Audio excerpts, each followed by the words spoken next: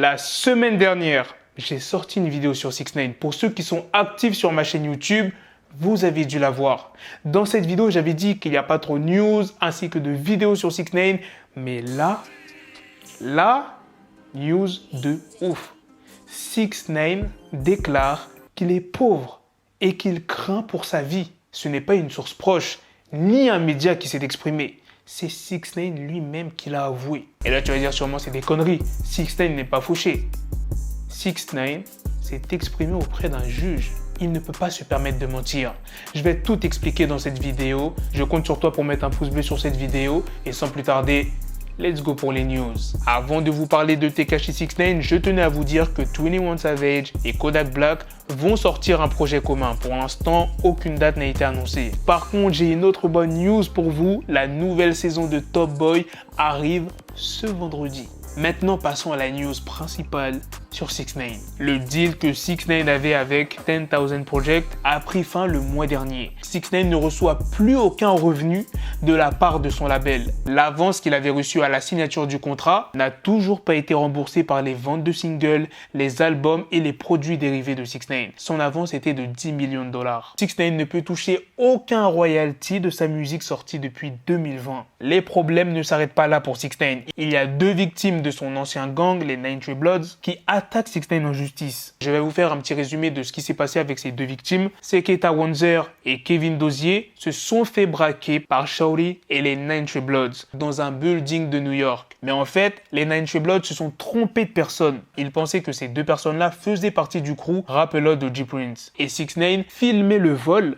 depuis une voiture à l'extérieur de l'immeuble. Et vu que Shawty ainsi que quelques membres du 93 Bloods sont en prison, eh bien les deux victimes se rabattent sur 6ix9ine qui est plus en prison. Ils affirment avoir perdu leur emploi après ce qui s'est passé et qu'ils ont subi de graves dommages psychologiques à cause de 6ix9ine et des 93 Gangsta Bloods. Ils ont également déclaré vivre dans la crainte de 6ix9ine et son ancien gang. Comme je vous l'ai dit dans l'intro, 6ix9ine s'est exprimé auprès d'un juge. Et il ne peut pas se permettre de mentir. Pour quelle raison? Eh bien parce qu'il a rédigé une déclaration sous serment dans laquelle il jure de ne plus recevoir de revenus de son ancien label et qu'il est dans l'incapacité de payer pour sa sécurité. Maintenant, vous comprenez pourquoi dans la vidéo que j'ai sortie il y a quelques jours, il n'y avait pas de sécurité autour de 6ix9ine. Bien évidemment, je vais vous dire ce que 6ix9ine a dit dans cette déclaration sous serment. J'ai reçu de grosses avances dans le cadre des accords avec mon label avant mon arrestation. Cependant, je ne reçois pas de royalty au titre de ces accords, car mes avances n'ont toujours pas été rentabilisées.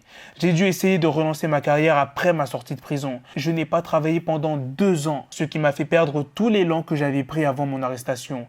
Je n'atteindrai peut-être jamais le même niveau de réussite qu'avant mon arrestation. De plus, en raison de la pandémie de Covid-19, ma capacité à générer des revenus à partir de tournées a été fortement réduite. Les revenus des concerts représentaient une grande partie de l'argent que je gagnais en tant qu'artiste. Ce n'est plus le cas maintenant.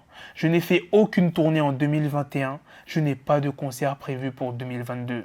Mes revenus actuels aident mes 2 enfants et leur mère, ma mère et mon frère. Mon comptable Justin Kobe sait exactement à combien s'élèvent mes actifs sortants et mes sources de revenus. Pour l'instant, j'ai du mal à joindre les deux bouts.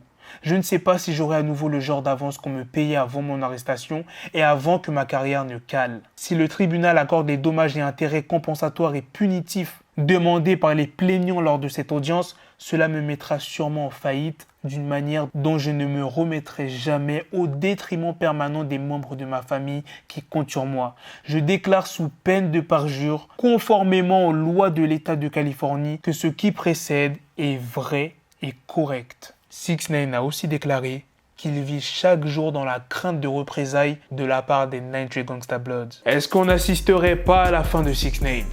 J'ai une question à vous poser avant de terminer cette vidéo. Est-ce que vous pensez que 6ix9ine pourrait revenir au top s'il sortait un album dans les prochains jours ou les prochains mois? Se refaire, qu'on parle beaucoup de lui sur les réseaux sociaux. Qu'est-ce que vous en pensez? Répondez dans les commentaires. Voilà les gars, c'est la fin de cette news sur Tekashi 6ix9ine. C'est aussi la fin de cette vidéo. Dites-moi dans les commentaires qu'est-ce que vous en pensez des 3 news que je vous ai présentées sur 6ix9ine, Kodak Black et 21 Savage qui préparent un projet commun, la nouvelle saison de Top Boy qui arrive vendredi. Sur ce, on se donne rendez-vous très prochainement pour d'autres vidéos news. Prenez soin de vous la famille.